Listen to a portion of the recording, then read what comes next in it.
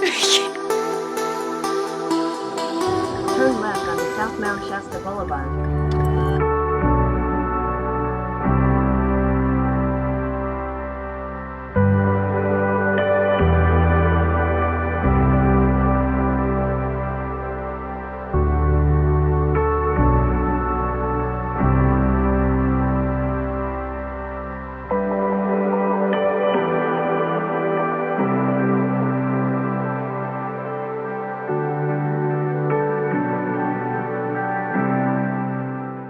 The energy here is so crisp and clear.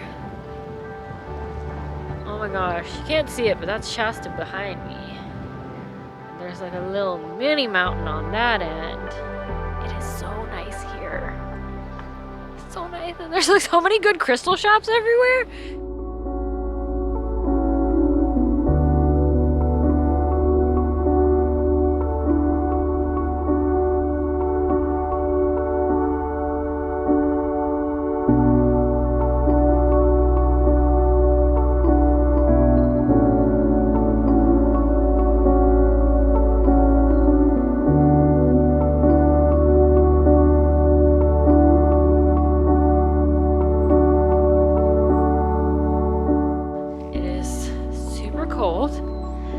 Super snowing, and you can't really see Shasta, but it's there. It's there. It'll come out somewhere in this fog.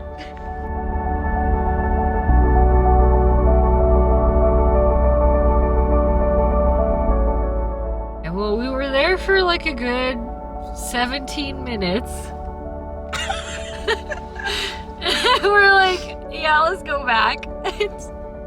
Okay, so I think we're gonna move down and we're gonna try and find a new spot off the side of the road. That's sun. Yeah, more sun, less fog.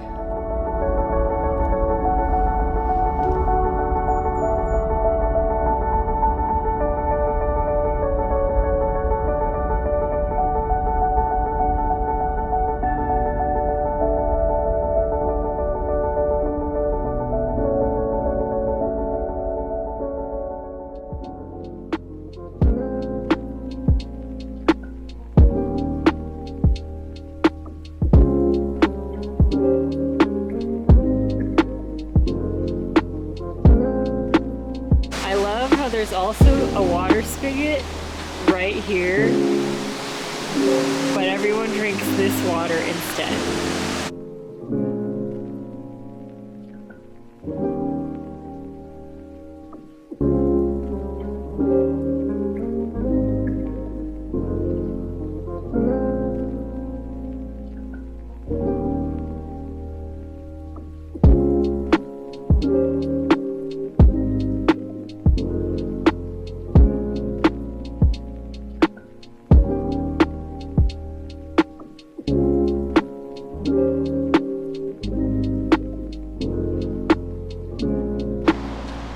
Thank you, wise waterhead. Just had our water and we feel crisp. Crisp. Crisp.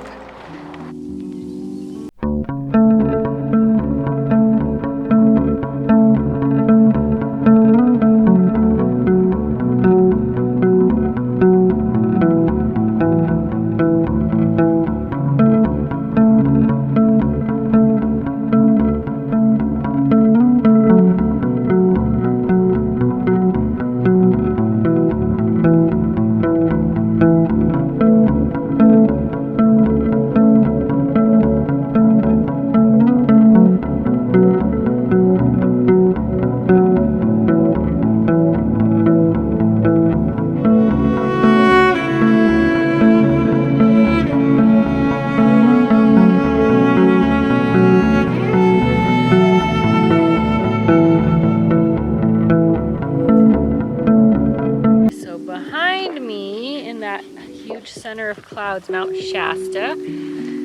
Here's our tent. I want to show you what the inside looks like. There's the tent right here, and now this is our view. Waking up, you get to see the mountain. Literally waking up to this view.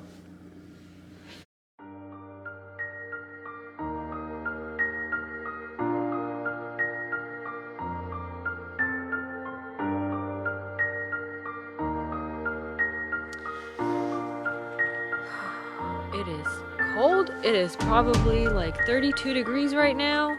Anyways, the energy here is literally like next level on another planet. We're literally out in like the middle of the high desert where there is pretty much nothing but desert. Some coyotes, some owls, and little birds.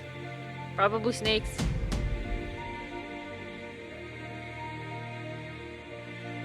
So this area pretty much is on a vortex. So coming into this space was just very kind of like trippy.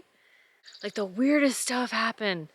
Like you run into the weirdest people. We kept running into the same guy at the healing well and at the same crystal shop we went to, and he was like, "You guys are hitting up all the places, huh?" We were like, "Who is this man? Is he a Lemurian?" Also, we actually went up to the mountain the other day and we were on it because we wanted to check out some trails. We were coming back from the trailhead because it was just way too cold, way too foggy, and I didn't have a snow jacket. My bad. And so we stopped off the side of the road and we were just like, okay, let's just explore here. So I started heading down like into this clearing. We just went off trail. It was just super peaceful and super quiet. Like the most, not even eerie, but just so like vortex energy, basically. If you've been in a vortex, you know what the energy is. It's just very alive. We ended up in this little snowy clearing. It was the only like untouched little snowy clearing. Everything else was just like dirt and whatever. And it was just like this circle of snow. It was probably maybe like a 10-foot radius. And so she was telling me, it was like, I see this veil, this like mist thing going on right here. What did you say it was?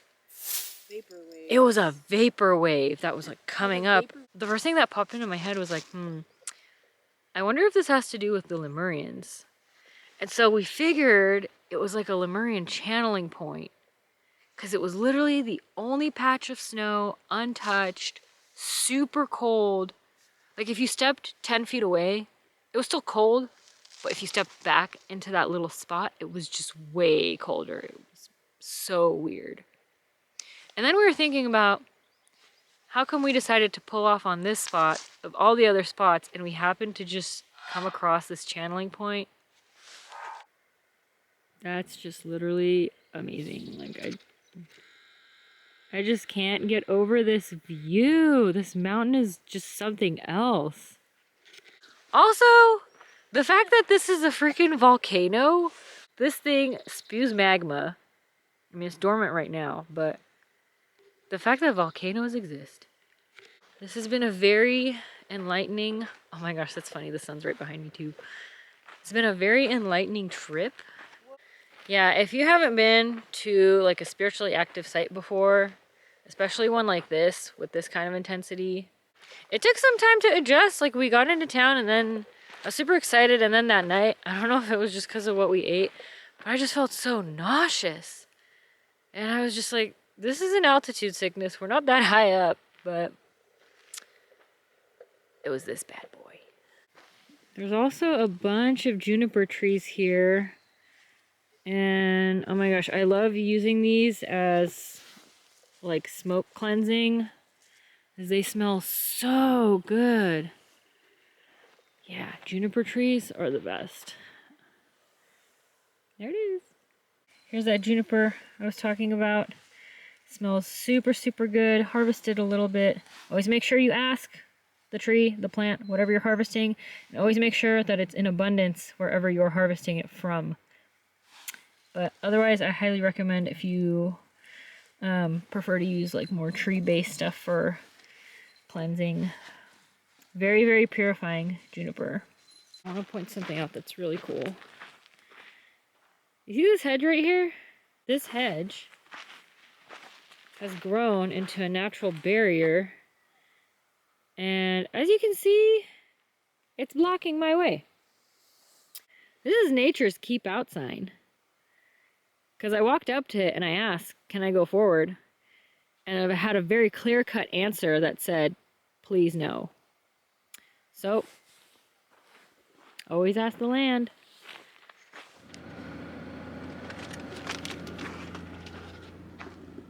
One more good look at the mountain, the spot we were at.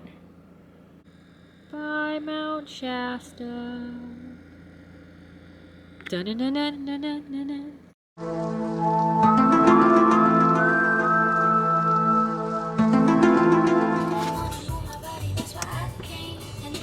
Leaving Mount Shasta, well, just leaving our campground. We're still gonna go on another hike,